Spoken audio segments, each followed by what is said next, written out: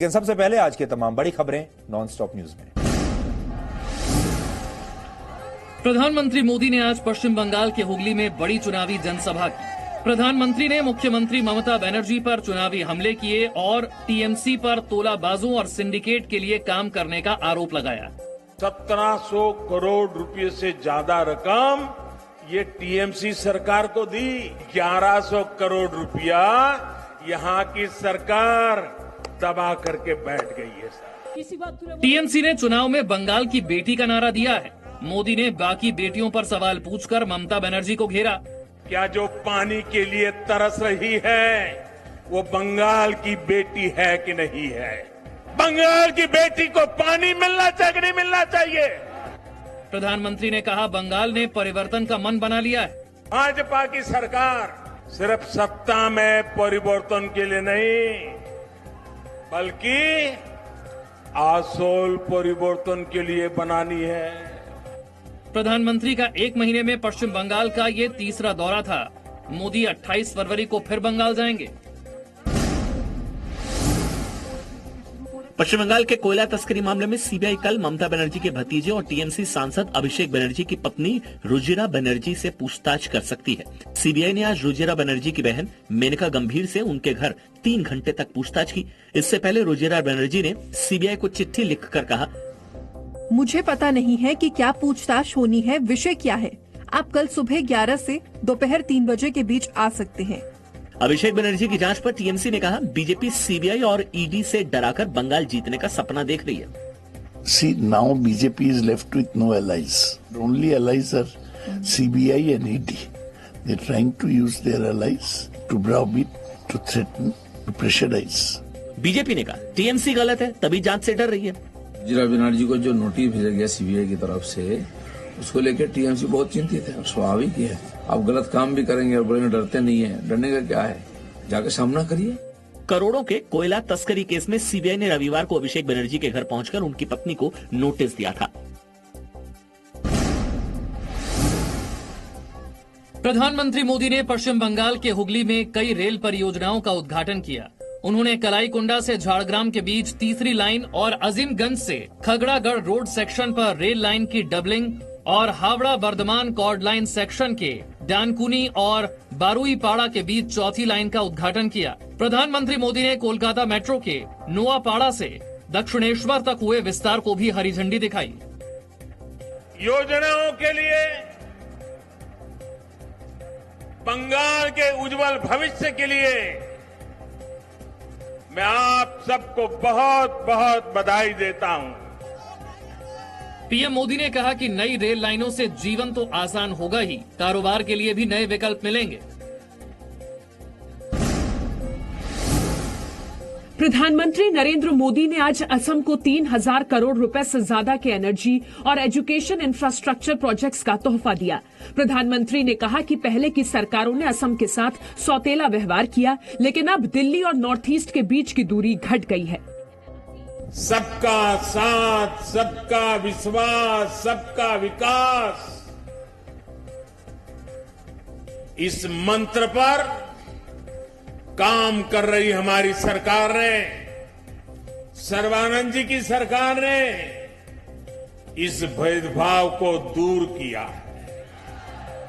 प्रधानमंत्री ने मछली पालन को बढ़ावा देने पर जोर देते हुए कहा कि उनकी सरकार ने इसके लिए बड़ा बजट भी रखा है। मछली पालन को बढ़ावा देने के लिए जितना आजादी के बाद से खर्च नहीं हुआ, उससे ज्यादा अब हमारी सरकार खर्च कर रही है। मछली व्यवसाय से जुड़े किसानों के लिए 20,000 करोड़ रुपए की एक बहुत बड़ी योजना भी बनाई गई है, जिसका लाभ असम के मेरे मत्स्य उद्योग से जुड़े भाइयों को भी मिलेगा। पुडुचेरी में कांग्रेस की अल्पमत सरकार आज गिर गई। ऐन वक्त पर कांग्रेस और डीएमके के एक विधायकों ने इस्तीफा दे दिया। मुख्यमंत्री नारायणसामी ने सदन में विश्वास मत रखा, लेकिन वोटिंग से पहले वॉकआउट कर गए। इस पर स्पीकर ने सरकार के बहुमत गंवाने की घोषणा कर दी। मुख्यमंत्री नारायणसामी ने उपराज्यपाल सौंदरराजन को अपना इस्तीफा सौंप दिया, लेकिन बीजेपी पर सरकार गिराने का आरोप लगाया और स्पीकर पर भी सवाल उठाए।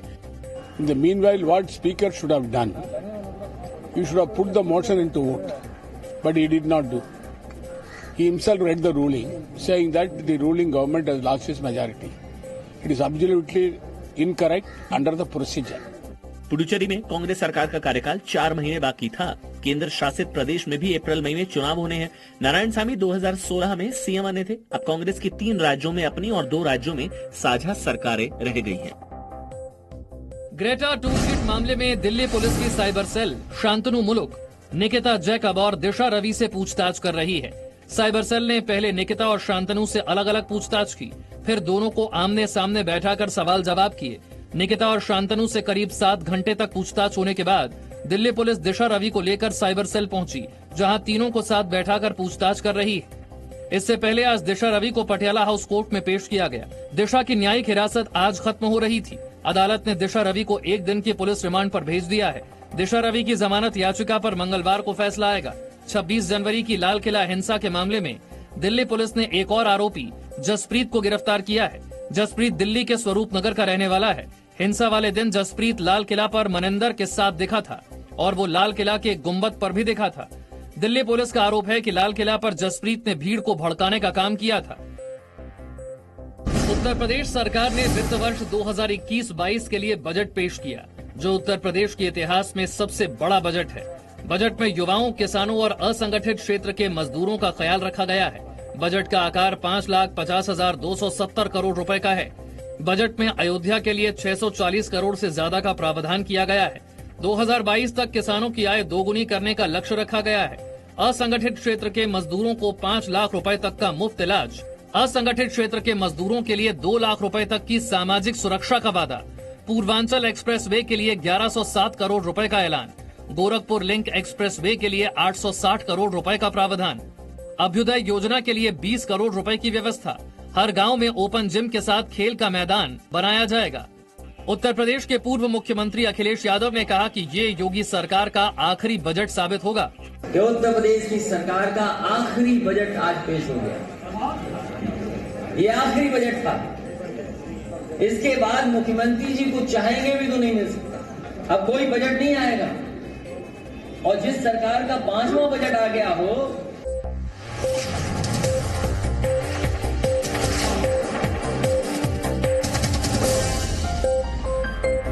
Presenting B News app, available on Google Play and App Store. Download it now.